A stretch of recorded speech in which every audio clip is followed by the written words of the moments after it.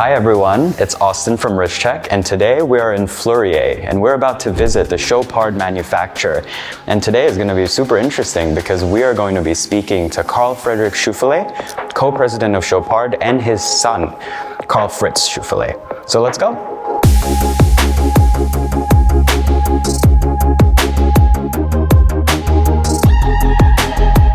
Well, this room is supposed to recap 25 years of manufacture in Fleurier. Amazing. It's a very condensed exhibition of a lot of challenging work that we did. Yeah. Starting in Fleurier here with only a handful of people, and now we are over 220. Very early beginnings, of course, and you're wearing the watch. The one that started. It's the one that started it with the caliber 96, and then we went on to what brought us the Grand Prix, the Aiguille d'Or for the full strike, which was really one of the great achievements.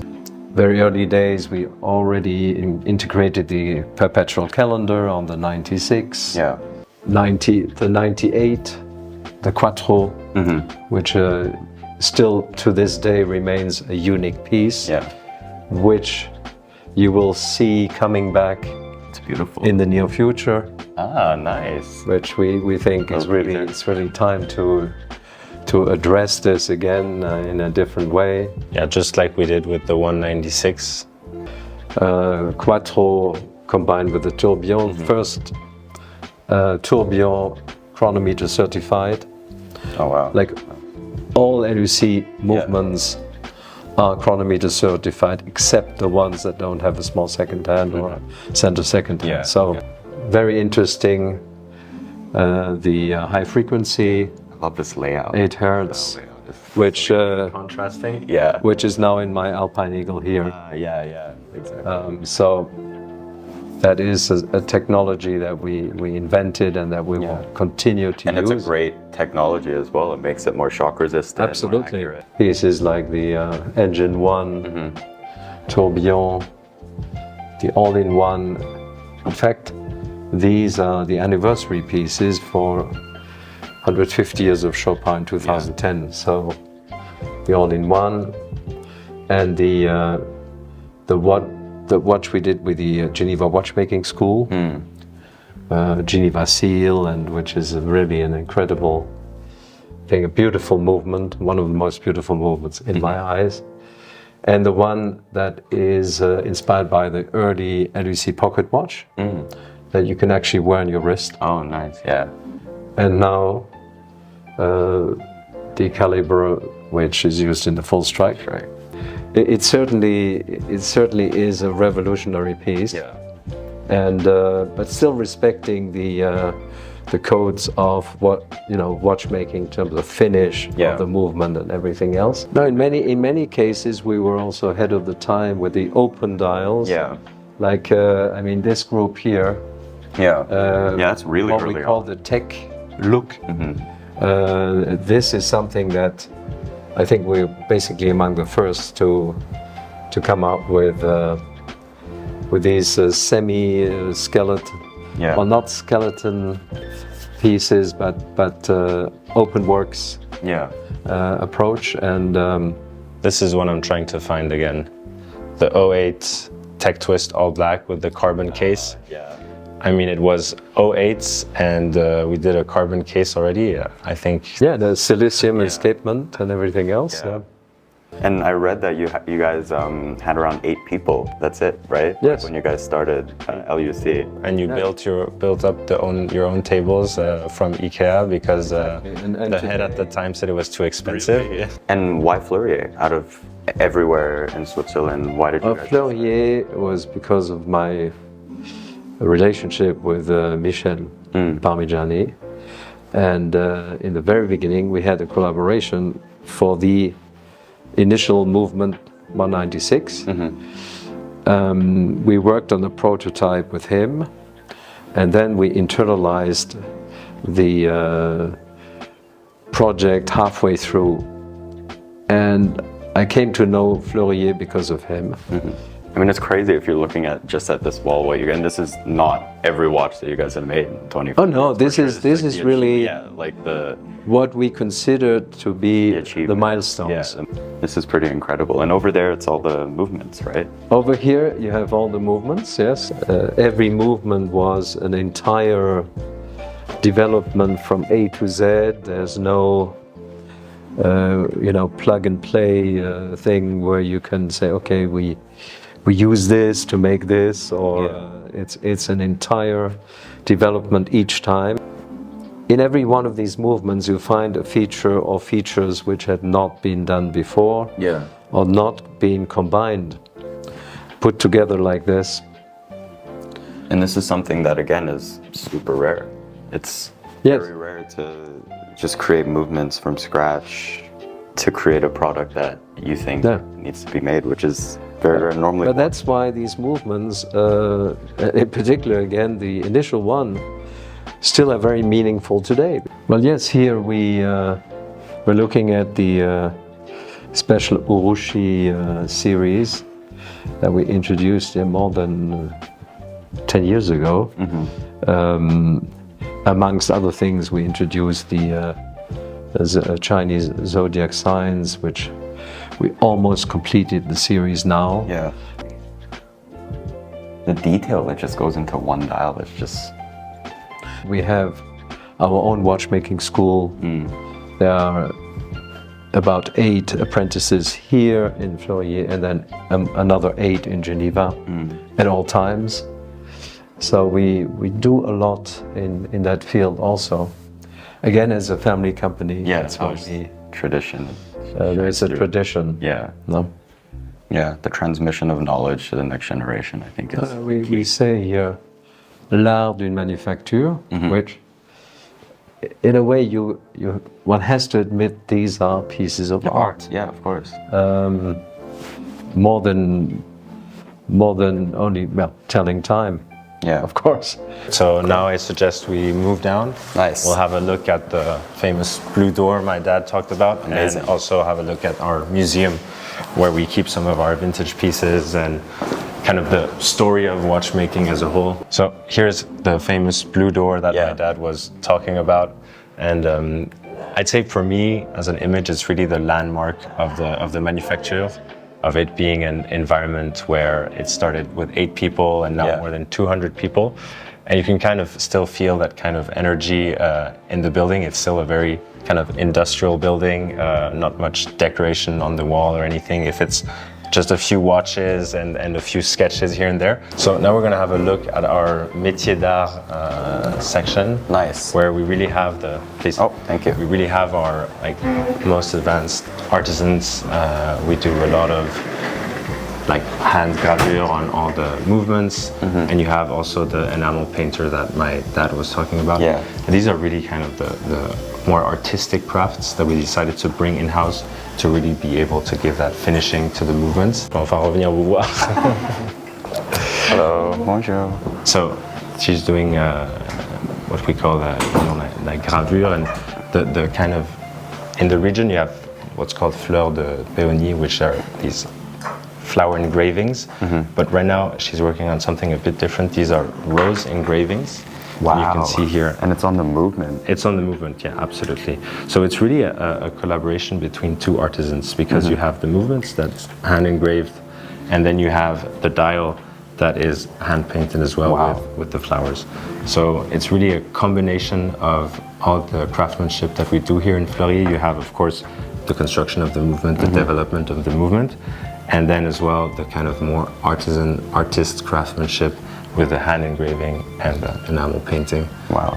And really that's a good example of what a pure manufactured product is, really going from A to Z, the whole conception of the watch, all the way to the finishing, and then of course all the artistry around it. Yeah. And here what we call a peinture miniature, and you can understand why. So a few different examples. And these are also some micro rotors that have been decorated. These micro rotors are crazy. Yeah. So this is it's like guilloche with enamel on it, I think. So you have this is all you have this one that you have the guilloche, but then it's finished with a coating. Yeah. And then you have this one, which I believe is the rotor that is going on the flower piece, or it's a trial for that. Yeah. And then of course, I mean, the flower paintings, the detailing is really crazy. Yeah. So we're gonna continue this tour in our museum. Amazing. We call the L.U.Ceum. The L.U.Ceum. Obvious reference to L.U.C. And this is really kind of a collection sanctuary for not only like watchmaking, but more generally timekeeping and the art of measuring time. That's kind of how my dad always calls it. Yeah. And maybe if you saw a couple of interviews, he's very philosophical with the measure of time. Yeah. For him, it's something that is really central to what we do here. So you would have, for example, some sand watches from all different, all of the different time eras, and you would have multiple ones. Wow. But then also, obviously, everything that has to do with measuring time during travels. Yeah. Because as you know, measuring time during travels was often a very big question, because it kind of helped you to also navigate and knowing where you were at what time. Yeah. And so for us, this room is really about kind of capturing the history behind the measure of time. And I mean, now obviously, if we were to continue this tour, we would probably have a phone at the very end, because that's kind of the last step to measuring time. Yeah. But it's not only about kind of measuring time, it's also what I look a lot at, and my dad as well, is kind of the finishing of all of these pieces. I mean, on a sun watch like this one, for example, the cadran solaire. Yeah. If you look at the engravings, it's pretty amazing to kind of think back to the history of these pieces. Yeah.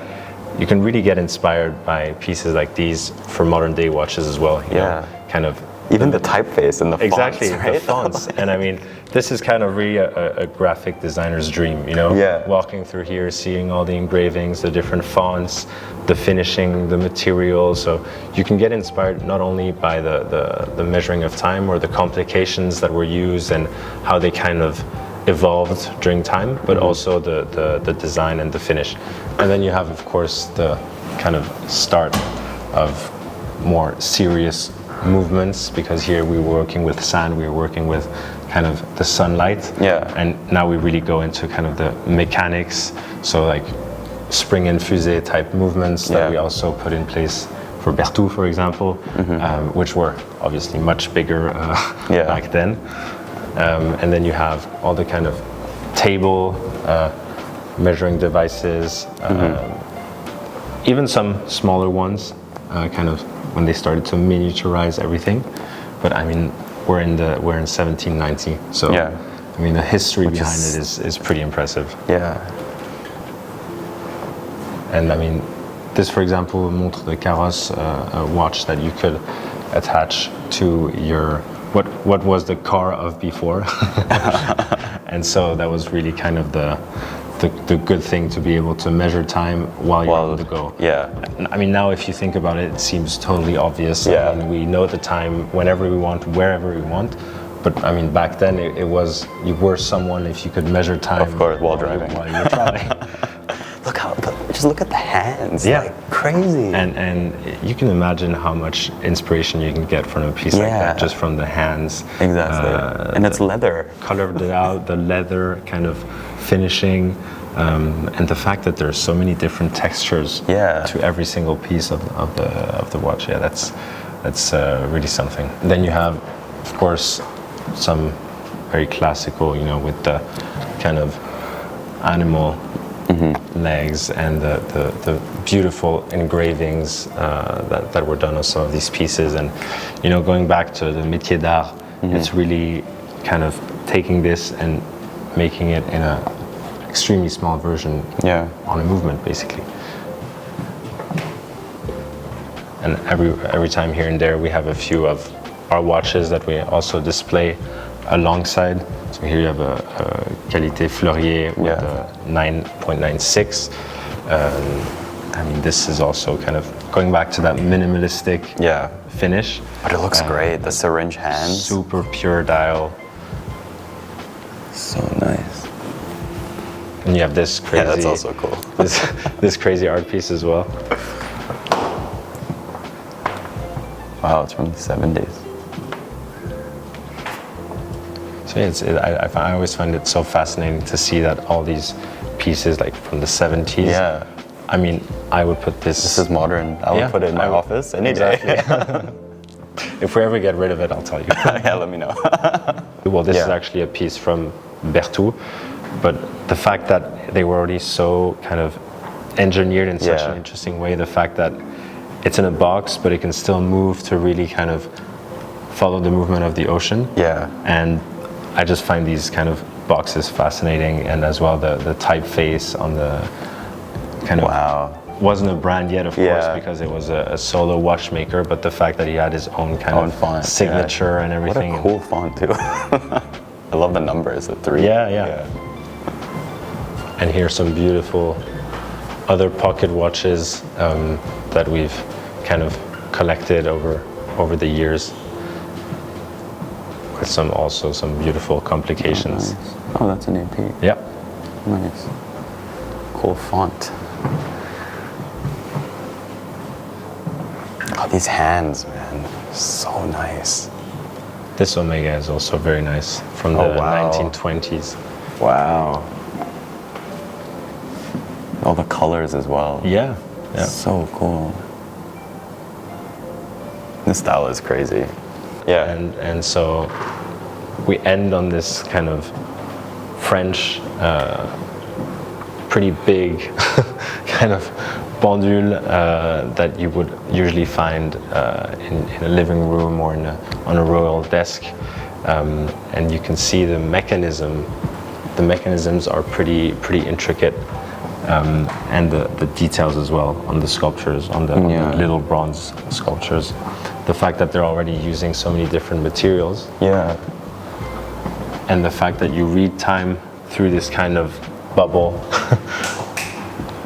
The first Cyclops date. Exactly. So cool.